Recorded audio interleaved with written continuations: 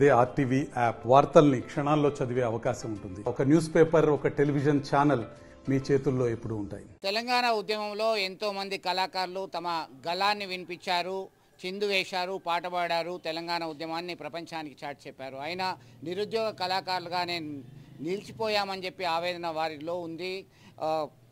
12 గంటల పాటు పాటల పల్లకి అనే ప్రోగ్రాం ఈ నెల 15న చేపట్టనున్నారు కరీంనగర్ కళాభారతి వేదికగా. మనతో నిర్మల కిషోర్ ఉన్నారు.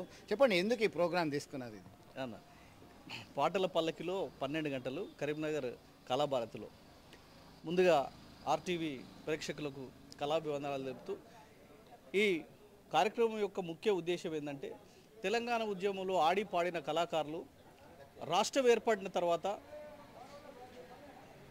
సాంస్కృతిక సారథి, తెలంగాణ సాంస్కృతిక సారథి అని ఏర్పాటు చేసింది గత ప్రభుత్వం. ఆ ఉద్యమ నియామకాల్లో చాలామందికి అన్యాయం జరిగింది. 550 మాత్రమే భర్తీ చేశారు.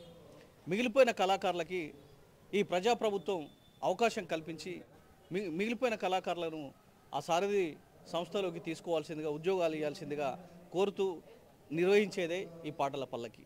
మీరు ఎన్నో పాటలు రచించారు, పాడారు స్వయంగా. దీనిలో బార్డర్లో సైనికుడు ఒకటి, పల్లె కన్నీరు.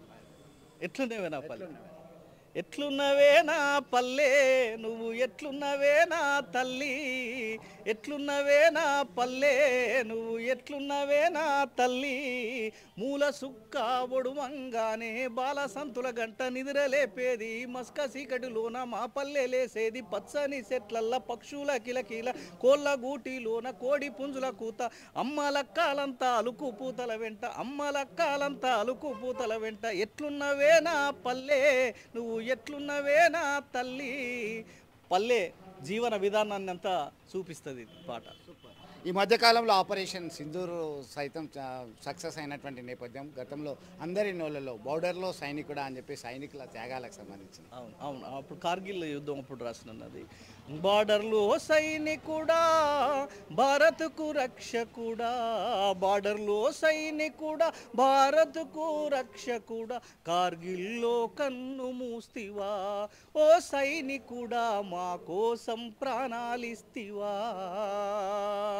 ఏ తల్లి పేగు తెంచి నిన్ను కన్నదో, ఈ దేశం కోసం నిన్ను జవానును చేసిందో, కన్న తల్లి పాదాలకు వందనాలులే, కన్న తల్లి పాదాలకు వందనాలులే, జై జవాన్ జై కిసాన్ మీకు సలాంలే, బార్డర్లో సైనికుడా భారత్కు రక్షకుడా. ఈ పాటల పల్లెకి 12 గంటల కార్యక్రమంలో ఎంతమంది కళాకారులు పాల్గొనబోతున్నారు, ఎవరెవరు ఆహ్వానిస్తున్నారు, దీని ప్రధాన ఉద్దేశం ఏంటి? దీని ప్రధాన ఉద్దేశము తెలంగాణ ఉద్యమంలో పనిచేసి ఉద్యోగాలు రాక నిరుద్యోగులుగా మిగిలిపోయిన కళాకారులకు ప్రజాప్రభుత్వం ఉద్యోగాలు కల్పించాలని ప్రధాన ఉద్దేశం.